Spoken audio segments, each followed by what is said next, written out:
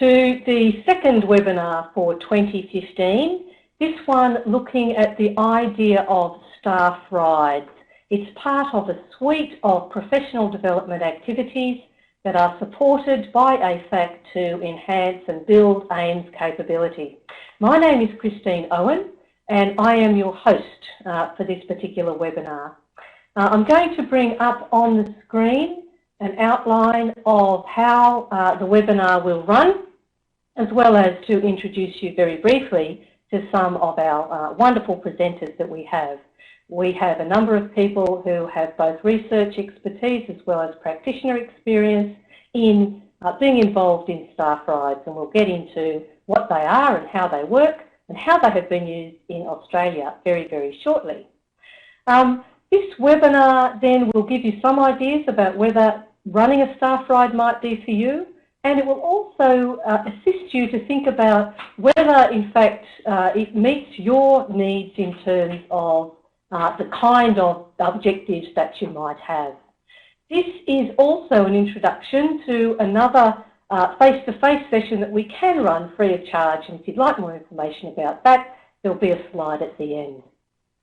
Let me explain a little bit about how a webinar proceeds, because it's not like a face-to-face session. There are a few things that are a bit glitchy, particularly since most of us aren't yet on the National Broadband Network.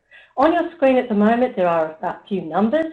One of them is a number if you have sound difficulties, because it may mean that what you have is a difference in the synchronization between what you're seeing on the screen and what you're hearing. And if you get really cranky about that, then what you can do is you can listen through your landline, and in fact the good thing about that is that it's free.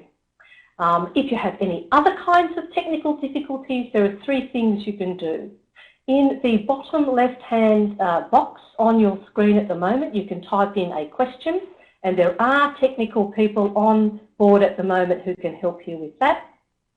It's also a place where you can ask us a question, and our speakers as well, so please feel free to do so. And we understand that around the countryside there are a few places where there might be more than one person watching this at a computer. We'd love to know just how many people are actually watching. So if you could also use that chat box just to let us know if there are other people with you in a meeting, say, then that would actually be really terrific for us. So I'm just trying to look over my notes here, type a query there, let us know who's also in the room with you, and let me introduce the key people who you'll be hearing from in the rest of this particular hour. We have Jeremy Smith, who's the Deputy Regional Chief in TasFire, Regional Chief, I apologise, in southern Tasmania. We have myself, as well as Lisa Fry and Claire Cooper, who have been involved in a number of other staff rides as well. And so what I'd like to do to start off this process is actually to ask you a question. So there'll be a number of interactive polls, and one's coming up on your screen right now. So could you tell us, please, how much do you understand about staff rides? Nothing, a little, a fair bit, or a lot? Let's see who's in the audience. We have a number of people coming in now. This is good for us. And it's just about stable. I think that might be it, so we might leave the poll there. And what that tells me is that there are a number of people here who might be hearing about this idea or thinking about what it means for the first time, and welcome. There are also others who have some expertise, and again, feel free to make comments if you think there's something that is particularly important to be saying. Now, we're going to start off with a video which is going to introduce the idea of staff rides and the way they've been used in two places, in Tasmania and in Victoria. This video will run for about just over 6 minutes. If you cannot hear the sound, don't worry. At the end, I will outline the key points. And if for some reason it all goes belly up, then you will be able to watch both the video and the webinar after this particular session in a few days. Because it's being recorded, it will be available on the AFAC site. So feel free to sit back, relax, and let's watch what staff rides have meant to some people most recently.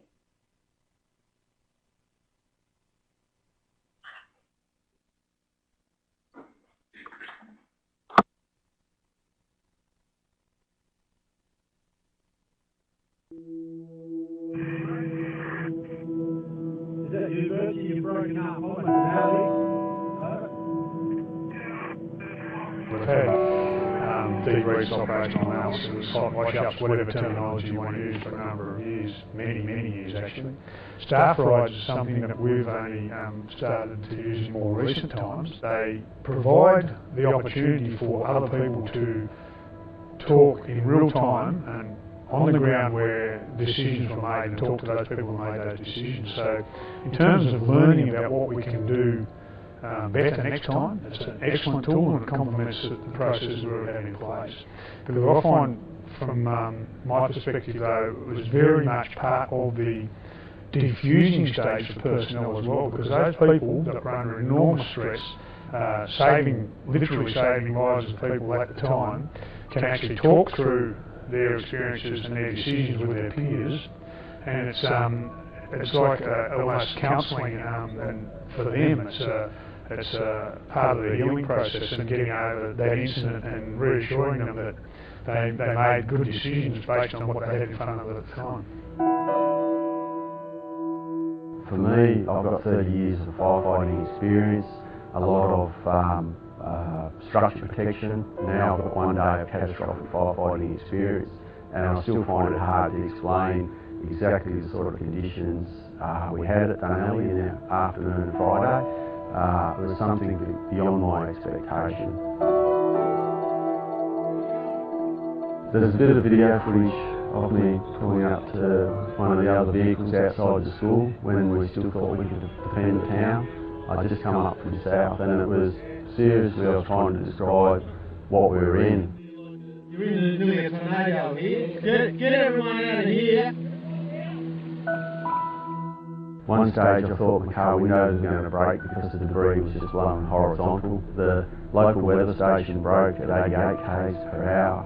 I'd love to know what the actual the wind speed was on the day. And I think everyone that was around that fire would have trouble with how the time sort of slowed down.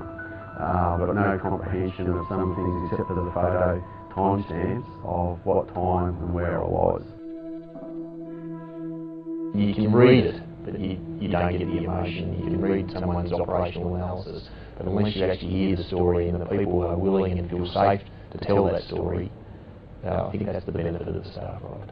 The feedback, without a doubt, is that was absolutely fantastic. It's better than just sitting in a classroom and talking about what went on and trying to draw pictures on a whiteboard or draw lines on a map. We were actually out there on the ground. We understood more completely what the challenges were, and got so much more out of that because we were able to share the decisions that were made there on the spot and experience the emotions to some degree that those people making those decisions were feeling at the time. You do have to proceed with caution. You have to proceed with sensitivity. It will vary every time because each incident is unique and the individuals involved are unique. If they don't trust absolutely that it's going to be a safe situation for them to tell their story, then why would they do that? Why would they put themselves out there for that level of scrutiny? So you have to have some really good principles around confidentiality and support to your staff. People have been on lots of different types of staff rides, and that there is a different purpose and intent. And I think people can choose what they want to use the staff ride for. Because we were looking at a fatality incident, we were probably very, very careful about what we were trying to get out of it. So it wasn't about judging individual people's decisions, and it wasn't about justifying anyone's decisions either. When we first, the idea was floated about running a staff ride involving the LINTON fire, there was some strong resistance from some very key people from an organisational point of view, because they were obviously concerned for their people. They didn't want to reopen old wounds, have people re-traumatised and those sort of things. But having the support, understanding from Lisa's perspective on psychological first aid and how we want to make sure we're not going to re-traumatise people. And the way I thought that was handled was very, very well. We sat down at that initial discussion.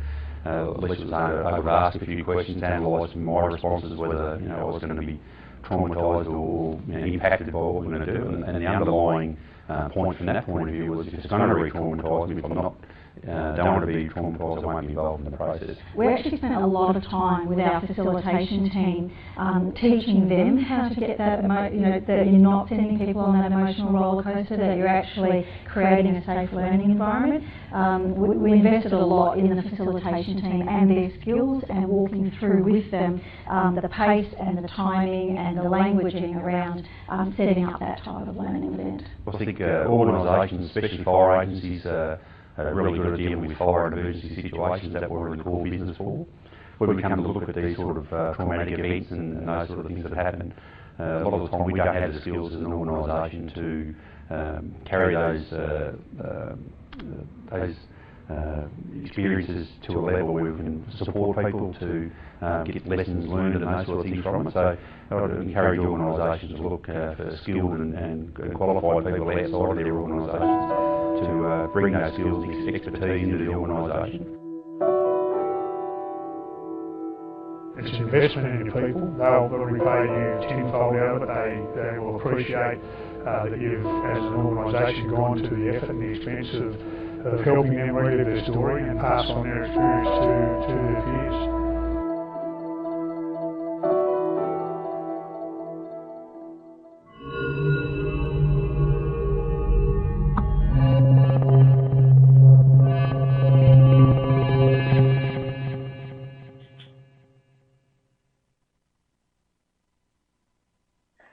Okay, so that's an introduction to what a staff ride is about, and what we heard then was from a number of practitioners who have been directly involved in both major events and also participating in something like a ride.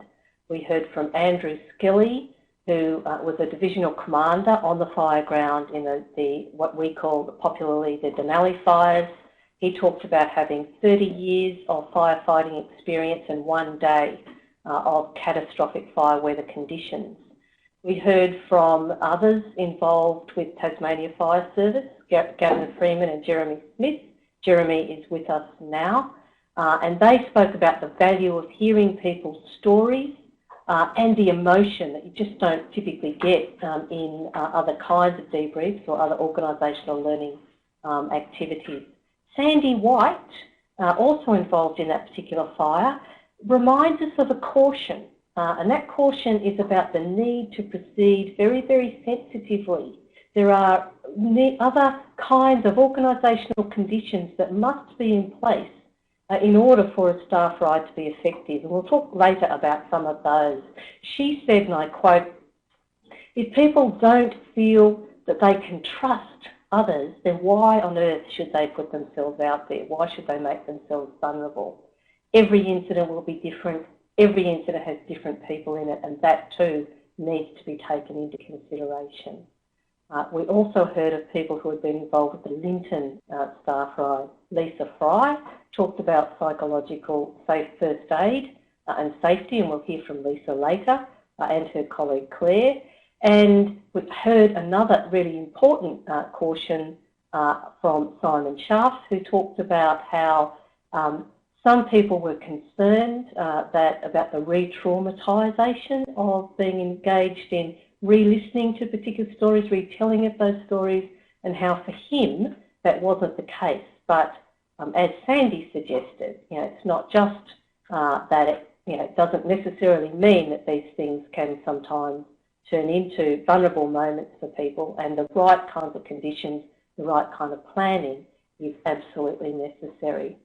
So that was the video. Let's start now and hear from Jeremy. Jeremy Smith, are you there? Good afternoon, Chris, and good afternoon, listeners or viewers. Okay, thank you. 2 questions. First, from your point of view, what attracted you to running a staff ride around the Denali fires? And secondly, you actually called it a field ride. So I'm interested, and I'm sure others are, about why that was the case. Yeah, thanks, Chris. I suppose that background, and we saw what happened at Denali, where hundreds of houses were lost and infrastructure damaged, and townships were overrun by fire, and communities were fearful for their lives. So the CFS, the organisation, wanted a mechanism to unpack the decisions that the on-ground leaders and senior people made on those days, and we wanted to, support those people through a process. And we were unsure as an organisation how best to go about that. So that was one aspect. There was also an aspect about our operational priorities that were developed in 2009 as a result of the Victorian fires. We wanted to make sure that they need reviewing and altering in any way. So there was a couple of aspects, and certainly I was unsure about how the best way to go about that. So I suppose I had the experience with staff ride concepts and discussions through an opportunity I had in 2012 attending the FFMG study tour of North America, where these concepts were discussed quite regularly at some of the meetings that we had with agencies and personnel through North America. So I had it in the back of my mind that this could be a mechanism where we could actually, drill down into some of that decision making and the leadership and the uncertainty of the event. So I was aware that you and your team were doing some research, and some of the initial conversations that we had were still early on with this fire. So I contacted you, Chris, and asked if you were available to assist with a field ride, or we did call it a staff ride, and the reason being is that the TFS is made up of career people and volunteers, and also a number of the other agencies that support TFS were on ground. So we didn't want to be seen as a paid workforce only being involved. We wanted to broaden that. So the staff ride concept was developed to ensure that everyone had an opportunity to tell their story in those events on early January. So that's a bit about the background and why we did it.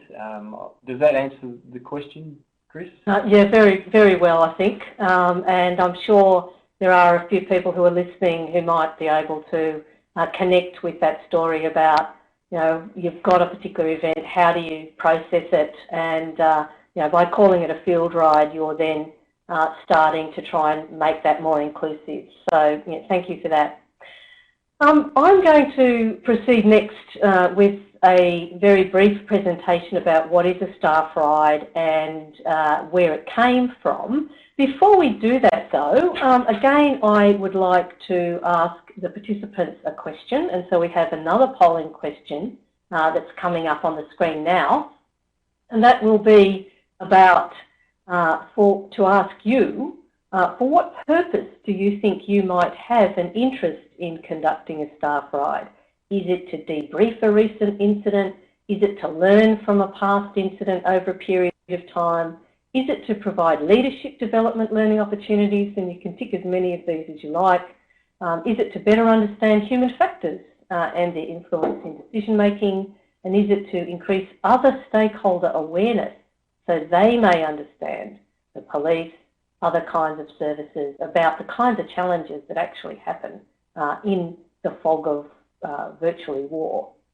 So we have a number of responses coming up now. Interesting spread. Okay, yep, so just give it another 30 seconds. Looking like it's still changing.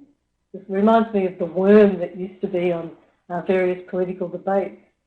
Okay, thank you. That is terrific, because what that tells us is that there are a number of people who may have a variety of interests in using something like this idea.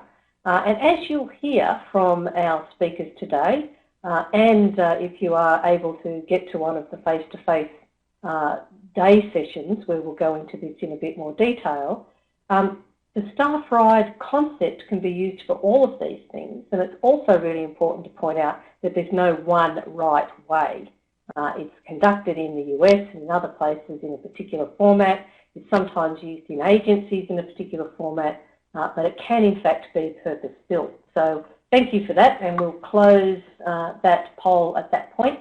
And let me just give you a very quick rundown on the staff ride and where it came from, so that we can learn lessons from people who have been engaged in a particular serious event. Now, the idea of a field ride or a staff ride actually began in the 19th century in Germany and was also adopted and popularised in the American Civil War.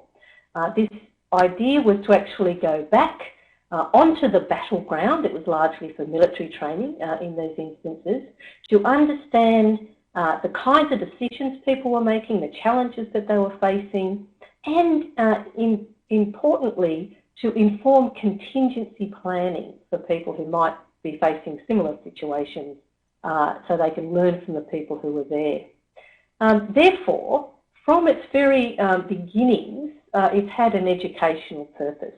And particularly in the US and the way we've adopted it here in Australia, it's been about trying to understand leaders and the decisions that they might be have taken, and to spend some time thinking about, well, you know, what other alternatives might there have been? When were people in harm's way? When did things perhaps not work out, or when did they, but more through luck? So how might we actually learn some key things there? So the idea of going on a ride then, and the ride idea being because in the first instance people used to do it on horseback, is to walk in the shoes of the participants, to push past just getting a narrative of what happened. And as Claire Cooper later will tell us, there are typically more than one story in what might go on an incident, and in which case then we need to try and understand those various different perspectives and different stories that might have been engaged in. Therefore, it requires the active participation of people who are involved on this particular thing. And in this industry, like many others, it means that we've got to spend a little bit of time at the beginning getting past the typical judgmental baggage that people might be bringing with them. And you'll often hear this in the kind of words that people use. So when people say, I wouldn't have done that, or they shouldn't have, blah, blah, or why did they do that, or why wasn't X doing Y, then typically what you've got there are some kind of judgmental types of ideas from a particular perspective. And what we're trying to do to assist people to walk in the shoes of others and to learn from the challenges they face and to recognise that there are alternative perspectives is to help people make sense of the situation. That requires people to start to test their assumptions, to look for where the blind spots or hindsights might be, to look for what other patterns might be going on in order to make sense of it. And having participated in a number of staff rides and field rides now, I'm always interested in the way many people who have directly been involved in an incident learn things from being involved in a staff ride or a field ride, because they are able to get that richness from others. Therefore, and these are the main four that I've certainly been involved with in some way, and I recognise that they're not the only staff rides or field rides that have happened in Australia, but these are the ones that I'm able to speak with, with some insights about. In each of those, what's been really important to recognise is that there are three critical stages and they're all equally important. So it's not just the middle one, going out on the trip, it's actually the way that's topped and tailed with the orientation that needs to emphasise and focus on helping people get past the baggage and judgments that they might already have. And there are some ways that you can do that and facilitate that. And then the final stage, which is the sense-making, that what does this mean for us? And Jeremy talked about how, one of the critical things for Tasmania was to work out whether an operational set of priorities or procedures in fact needed to change. So what are the insights for the organisation to learn from? In that first orientation phase, we typically spend time facilitating exercises to help people recognise their own biases. I'm not going to go into these here, but it's important for people to know where they come from, that they come from different things, biology, perception, that we can narrow our attention in particular ways, and that it's particularly important for people to recognise these are the things and the challenges that people have when they're facing a complex event. In the Denali staff ride, on the second phase of it, because we did use it first as a debriefing tool and then secondly as an organisational learning tool, we made sure that we gave people resources to be able to think about what they were noticing, pick up on their own tendency to fall into bias traps, and to be thinking about, what does this mean, for how agencies might do their practice. So that's a kind of very brief, potted introduction from me into what a staff ride is, where it's come from, and now I'm going to hand over to Lisa Fry, who is going to help us understand a little bit more about how you might take on and develop this idea of a staff ride. So Lisa, to you, given the expertise that you have in human factors and your experience both within agencies, why the LINTON fire as a staff ride, given that it happened almost, well, more than 15 years ago now? Isn't there everything that is to know about that already been said? What is the purpose of running a ride so long after an event? That's a really good question, Chris, and we were asked that when we set out to do the LINTON staff ride. And there's a couple of reasons for it. One is that there were some really valuable lessons learned out of the LINTON incident, and some of those things became incorporated into our standard operating procedures. But there was a feeling that younger generations coming through might not realise why those things were in the standard operating procedures. There was also some particular human factors aspects to the storyline that we chose that are really well illustrated by the LINTON staff ride. One of those is an efficiency-thoroughness trade-off, which is really quite hard to explain to people in a classroom or in a theoretical sense. But when you go out to LINTON and talk through the story, it's very clear to see that. Another reason is that in order to sort of enact the standard operating procedure and choose thoroughness over efficiency, you've got to have a really powerful reason to do it. And the LINTON staff ride shows you the worst case scenario. So it gives you a powerful reason to follow a procedure which may require you to do something thoroughly, but maybe what might be perceived as being a bit less efficiently. So it's just a really good framework for explaining those human factors. Okay, all right, well thank you so much for that. I'm going to hand over to you now and take us through some of the considerations you had in developing a staff ride with your colleagues around the LINTON fire. Okay, thanks. I'll just explain what we did in developing this particular staff ride about LINTON. So I can see most of the people online are familiar with LINTON, but I'll just quickly go through it. It happened in 1998. It involved a bushfire that burnt over a CFA tanker and 5 volunteers lost their lives. The coronial inquiry that went after that was, I think, still holds the record as being one of the longest coronials in the state. So there was quite a bit of sensitivity around it. There were also 55 recommendations made by the coronial. So there was a lot to learn from that particular incident. All right. So when we started this project, we started with a very small, tight project team with very specialist expertise. As you'll see as I go through the slides though, that team sort of grew. There was quite a lot of interest in assisting in small ways, so we ended up with quite a few people helping out. But really, at the start, we were looking really at human factors expertise and wildfire expertise. And the intent here was, as our documentation shows, was to walk in their shoes and learn from their experience.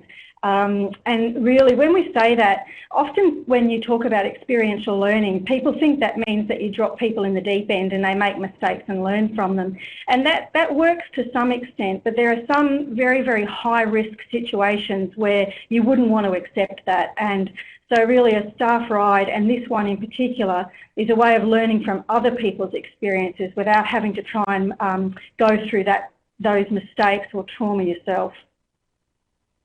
So experiential learning was the point of this particular staff ride, and it follows the best practice model of 70-20-10, which is where people learn, the majority of their skills in a practical setting and learning from other people. Because of the coronial process for LINTON, there was a lot of sensitivities around the investigation process, as there always is. So when there are fatalities, you always need to conduct an investigation. But this was not going to be an investigation. There was nothing to be gained by taking that approach 15 years after the event. There was really nothing to be learned by that. Instead, what we were wanting to do is to highlight human factors considerations, things like framing effects, decision trade-offs, thinking processes. And so the focus is quite different. And really the focus is on the participant or the learner, not on what the people did 15 years ago. That really just provides a setting, but the emphasis is on what the participant is going to learn on the staff ride. So with that, it has an impact on how you ask questions, how you actually write the storyline, and Claire will probably talk about some of that in terms of storyboarding.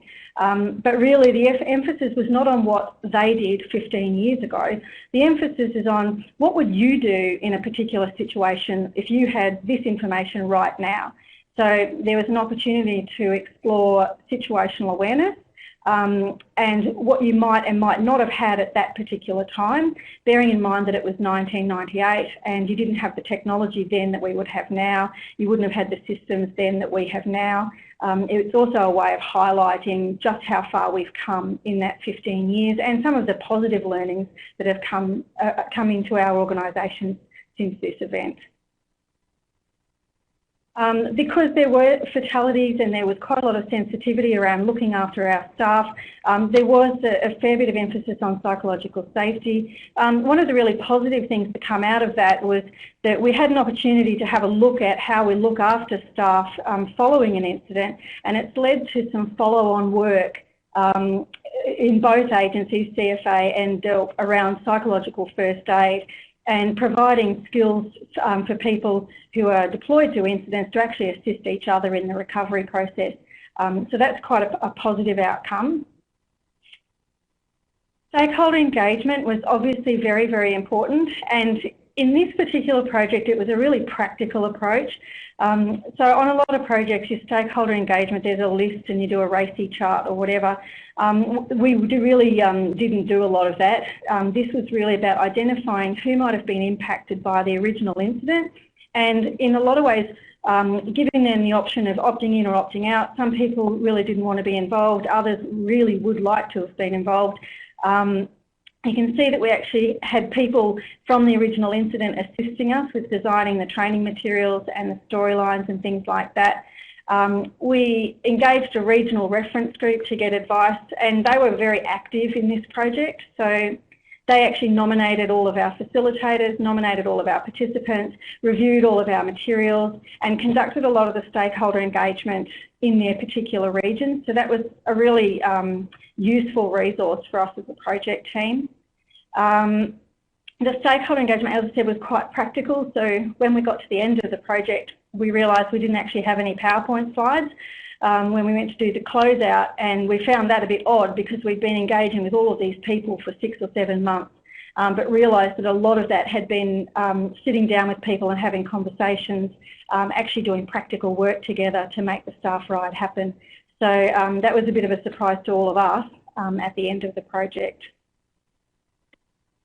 We invested a lot of time and effort in the facilitation team. As you can imagine, they felt quite a responsibility to get the story right and to set a safe learning environment for the participants. And so they were carefully selected. We also did a lot of training with them. So we had a facilitation coach whose only job really was to be there for the facilitators and to help them with their skills. In that, we chose to get experienced firefighters to be the facilitators and upskill them with facilitation skills rather than hire professional facilitators. We just felt that that way, that investment, those people would go back out into their fire roles with facilitation skills, and it would be, you know, an ongoing benefit to both organisations. One of the recommendations from the coronial from LINTON was that the agencies work more closely together. So in choosing the facilitation team, there was a mix of people from CFA, Parks Victoria and DELP, and we had them work in pairs so that people with land management experience, they tend to see different patterns in the bush and in vegetation and in geography and in weather, and we encourage them to share that knowledge with their counterparts. The CFA people tend to come to this type of activity with a really great understanding of what it feels like to be a volunteer on a tanker. So we encourage them to work in pairs and to actually share those insights and then to use those in facilitating small groups throughout the staff ride. During the pilot, the emphasis is on tactical decision exercises, and there are a number of stands in a staff ride. So these were carefully selected, and Claire will talk about how they were selected and the storyboard. But basically it was about walking in the shoes of the people who were there at the time, but not asking necessarily what they did, but asking what you would do in the same sort of circumstance. And the reason for that is that what you're really trying to do with the staff ride designed as a learning event is you're trying to get people to do a mental simulation. So you're wanting them to work through how things lined up, what types of human factors might have been at play when these decisions were made or when you're making a decision, and then to work out different ways that it could turn out differently. And to do that, you need to be able to do that mental simulation of if I did this, then that would happen, or if I changed it in this way, something else would happen. So that's what you're trying to encourage them to do. And that's why it works well if your storyline and the human factors that you're talking about relate to a particular time and place and are relevant to a particular piece of geography or terrain. For this project, we also had quite in-depth evaluation and feedback. Obviously, there was quite a lot of attention on this project. So we did get independent evaluation. Chris, you were involved in leading that piece. But we also got a lot of emails from people who'd been involved, so from facilitators, from people involved in the original event, families who actually joined us a couple of months later to go and do the staff ride themselves. So we got a lot of feedback about this and its value as a learning activity. Thanks, Chris. Okay, well, thank you for that. That was, I think, a really nice outline, and I thought the stakeholder engagement component was particularly important in terms of the way that that you managed that, and especially in the skilling up of facilitation people. How long did the skilling up for facilitators take you? It had to come together reasonably quickly because of the timeframes for the project. So what we did with those facilitators, we actually had an induction day for all of them when it was really about exploring their role as a facilitator, the types of skills they felt they might need. It was an opportunity also to reinforce with them that they had the support of the families who had been involved, and they definitely did have that, but it was an opportunity to give them the confidence that they really wanted this to happen.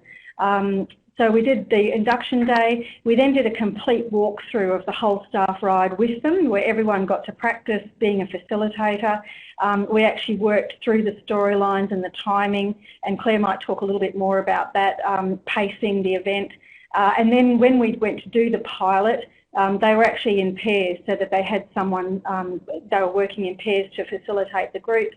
And through all of those events, we had a facilitation coach, basically, whose job was to be there to guide those facilitators and help upskill them.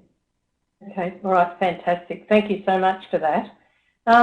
We're next going to hear from Claire Cooper, who was also working with Lisa in preparing this. Before we do, though, we've got another polling question for you, and we'll explain this one in just a minute. So basically the question here is, would you like to attend a staff ride that is based around, and you can choose one or both, other people's challenges and mistakes, or challenges that you have faced and the mistakes that you have made? Okay.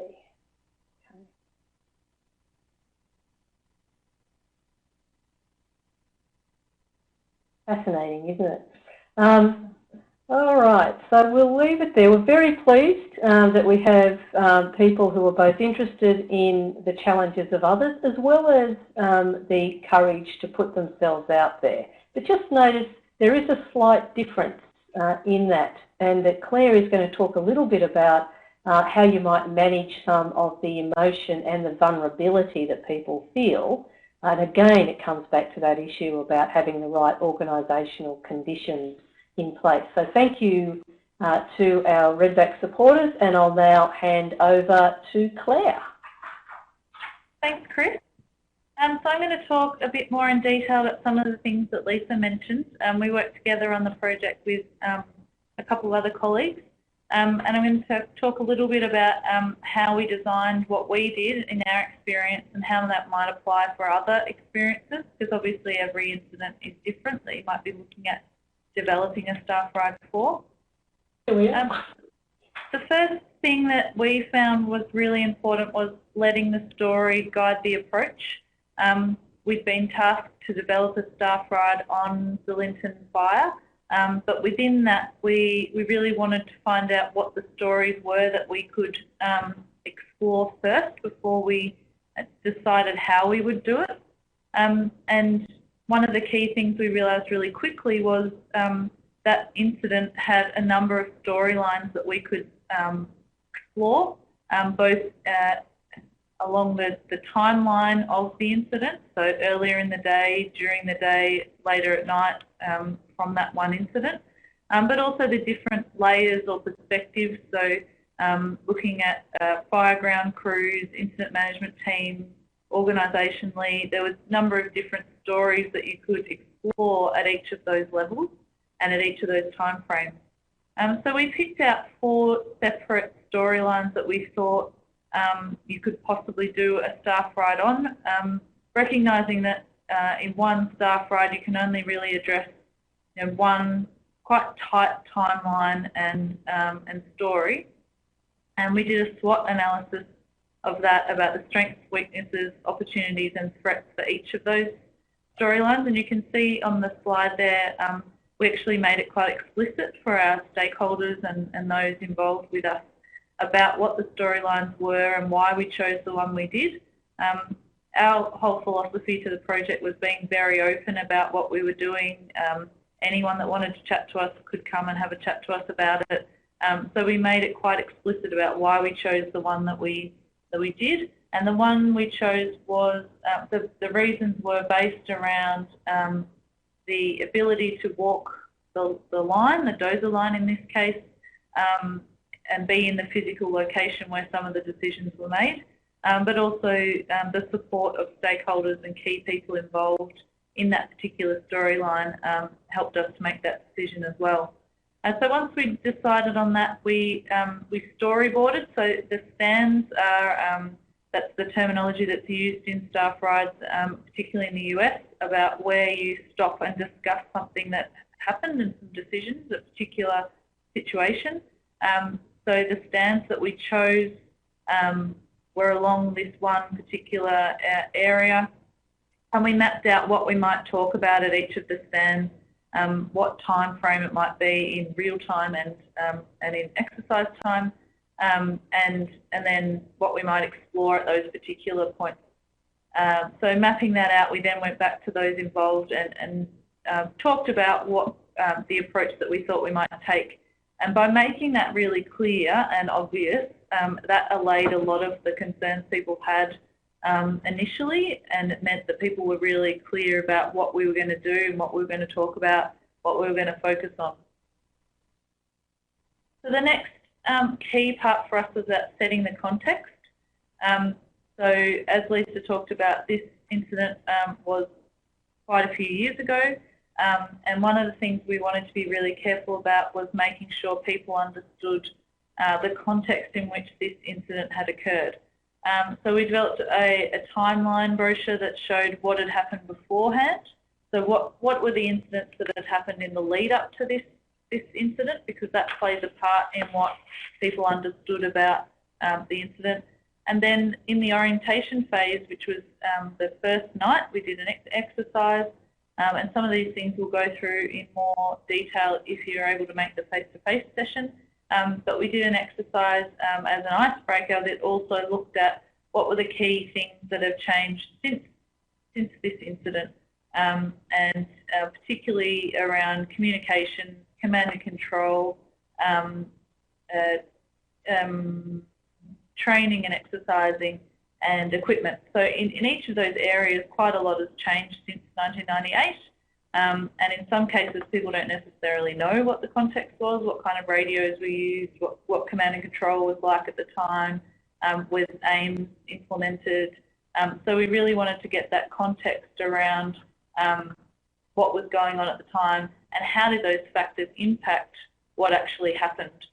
The other advantage of that was that it really helped to avoid judgment on what individuals did, and it looked more at what was the system of emergency management like at the time and how did that impact on what happened and how people made decisions and dealt with the situation. So the next thing we really wanted to do was build in the human factors without being too explicit about it. So when we storyboarded the staff ride and the stands of where we were going to be, we wanted to focus on one main human factor at each of those, and so that guided what information we needed to provide. So we did that quite explicitly, but then built it in so it wasn't obvious necessarily to the participants, but the discussions came about because of the information we'd provided. And then the other way we built in the human factors was about using the way we developed the materials. We really wanted it to be experiential, so Lisa talked a little bit about that earlier. One of the ways we tried to make that happen is using artefacts, things that people had given us from the time. So you can see on the slide there the number of photos. We did a photo shoot of a whole lot of things, including radios, matches and safety weather gauges, boots and things. And we used those throughout the materials that we gave both the participants and the facilitators to try and provide more and more context around what was going on, what things looked like, what things felt like, and really get people in the space, the headspace of the people that were there on the ground at the time. The other main thing we needed to think about in the way we developed the staff ride, the way we designed it, the way we developed the materials was about managing the implications of fatality fire. That's one of the reasons this incident was really important, had a huge impact on not just Victoria but the nation's emergency management spheres, and we needed to treat that really carefully, and Lisa went into some of these before. One of the main things that came out early on was that there was trauma around the actual incident, but also around the coronial process and investigation process that happened afterwards, which is still impacting on people around the state. So we had to be really careful and sensitive of that, and we made sure that was really clear in the facilitator training that there were still people around that were affected by this incident. We also informed them and the participants about the support that they had from stakeholders so that they felt empowered to tell this story in the way that we were supporting them to tell. We developed ground rules, which you can see there on the slide, that helped to be really upfront about what we expected from our participants, and how we wanted them to behave, and how the information they were getting was very important and should be valued and respected both inside the staff ride and outside when they return to their workplace. And then the logistics and the actual decisions about how did we use the memorial site while we were out there on the ground. So it was a very early decision to decide not to have a stand at the memorial site.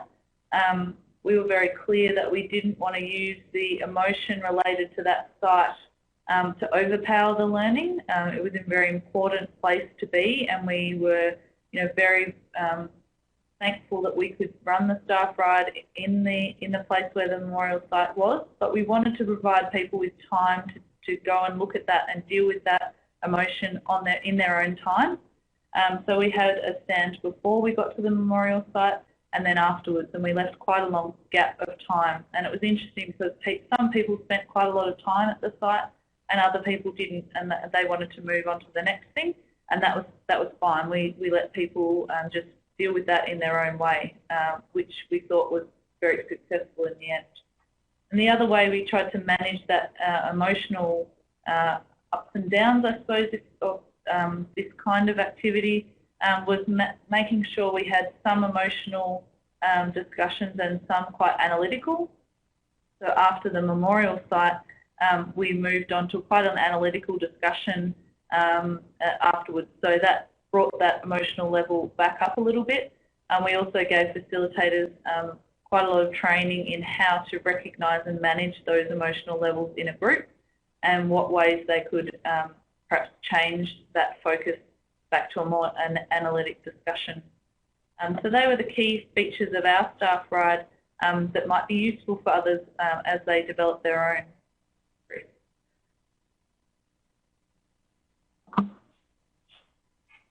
Can I come back on now? Thank you. Okay, thanks, Claire. That was fantastic.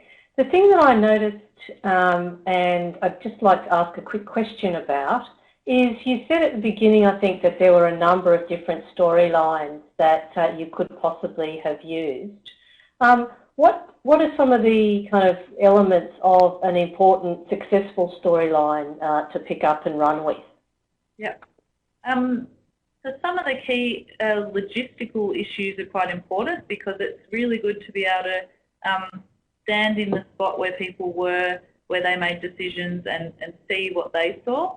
That's very powerful. But the logistics about how far things are apart, how quickly you can get from one to the other, where people were on the day, can influence that decision. We felt we focused on the fireground decision makers more, rather than, say, an IMT, incident management team, because they were on the ground and you could walk the line. And then also the other influence was about the stakeholder engagement with those particular storylines. There was some storylines that were more sensitive still, that we actually avoided deliberately because of that sensitivity, and then others that there was key people involved that were comfortable with us telling the story. So that influenced the choice that we made in the end too. Okay, all right, thank you so much for that. Now, we talked at the very beginning about those various organisational conditions and the way that they can support or in fact undermine the success of something like this. So just to get us thinking about the role of the organisation and its culture, and before I finish up with asking questions of some of our speakers about what makes for a successful organisational support of something like this, I've got a second last final polling question to put up for you, and it's coming up on the screen very shortly. And it asks you to think about your own organisation's culture. So in your organisation's culture, when incidents are considered to have gone wrong, to what extent does your organisation do the following? Please tick as many as you like. Blame the main actors, bury what happened, try to understand what happened, conduct a bureaucratic exercise where nothing really changes, learn lessons and embed them in future development projects, and implement changes based on this learning. So we'll just give that another few seconds.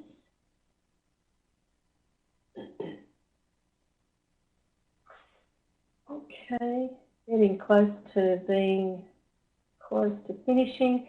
Okay, well, just have a look again at those responses, because in some of the evaluation work that I've been involved with, that's not a surprising result. There are still concerns that nothing's going to change, despite others, stakeholders, trying to understand what happened. There is still, in some cases and in some parts of the industry, an adversarial type of nature in terms of blaming the main actors and so on. So these are the kinds of organisational conditions that we need to recognise are there, and to take on board and try to think about how we get to those final 2 points of taking up lessons, embedding them so positive change happens, and implementing that particular learning. Now, I'm aware that I think, still have Claire and Lisa, and I'm going to ask them to come on. Jeremy might be coming back, but we think that he might be having some technical issues. So I'll start with Lisa in the first instance. What kinds of organisational conditions need to be in place to support successful learning from a staff ride, and how would you decide whether or not one is the right process to use? Lisa, what do you think? I think a staff ride is a good process to use where context is important for the learning. So sometimes you can actually just go through a process and say, yes, we've learned something, but staff rides really ground the learning to a particular time, place and geography. And so, for example, one of the participants on the LINTON pilot had actually been involved with the LINTON staff ride and had attended the coronial, or the LINTON event, and had attended the coronial, and felt that he knew all about what had happened there on the day. But having walked through the dozer line as part of the staff ride, he actually came up to us in the middle of it and said, oh, I never realised there was a gully here.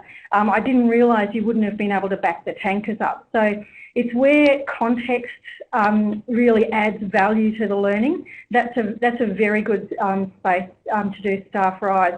And also where people can walk away from the staff ride and relate it directly to their workplace. So we have, since doing the LINTON pilot, at least 2 of the facilitators and several of the participants have since done after action reviews where they're drawing parallels to the LINTON incident. I've had at least 2 participants actually send in examples of other near misses where they think it looks just like LINTON. So I think those 2 things, where context is important and where you can relate it directly to your workplace.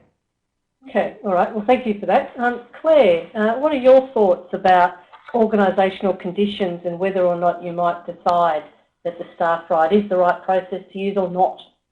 Yeah, I agree with Lisa, and I think there's 2 other things that for us were really important. One was it's highly resource intensive to develop.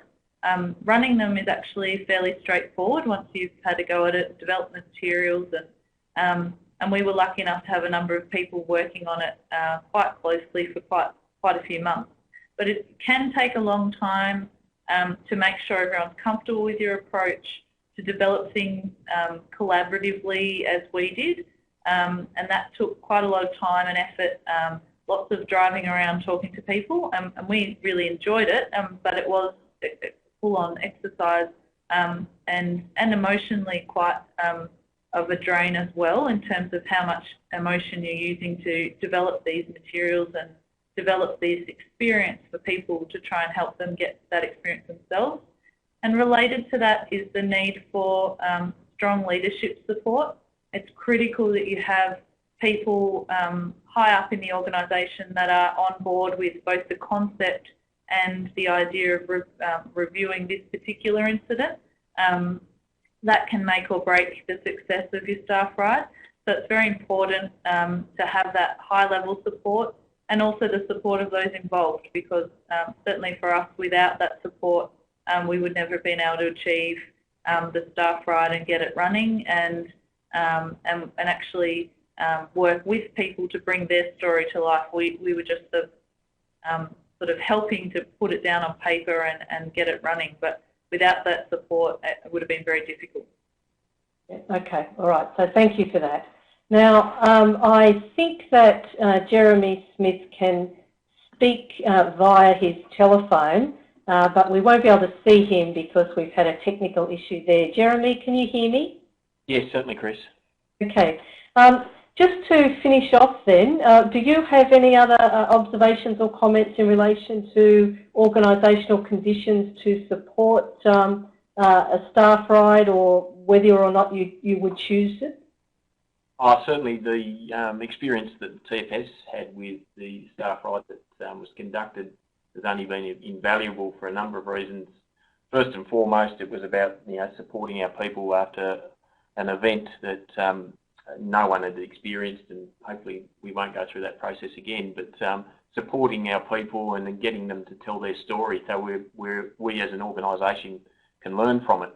So that was one aspect, and then the other aspect is also validating and proving that some of our operational procedures and priorities are correct, and in saying that, making sure that those are then embedded into our way of doing business. So yeah, an invaluable opportunity to learn. Our organisation prides itself on being a learning organisation, and unless the organisation is right for this type of event, it may be difficult to introduce, but I can't speak highly enough of the process that we went through and the way that the process supports our people. Okay, fantastic. Thank you so much for that. To finish then, and thank you to the people who have participated. Not quite sure why we've got Claire coming up now, so I'm just going to leave that. What we'd like to do is just finish with a final poll, and the final poll is how much do you now understand about staff rides? So if we could have that poll coming up. So how much do you now understand about staff rides? Hopefully seeing some movements down there. Yep, still, yep, a little, of course. Just an introduction to a webinar. Okay, thank you. That's looking good. And thank you again for your participation in this introduction to looking at a staff ride idea. We will send you a thank you note out, and that will have a link both to the AFAC page where this webinar will be available if you'd like to have another look at it, as well as to a link that can take you to a page that tells you some more about some of the upcoming face-to-face events that we are holding in a number of jurisdictions. And Katrina Magauchi would love to hear from you if you're interested in doing so. And thank you, and I'll sign off now. All the best. Take care. Bye.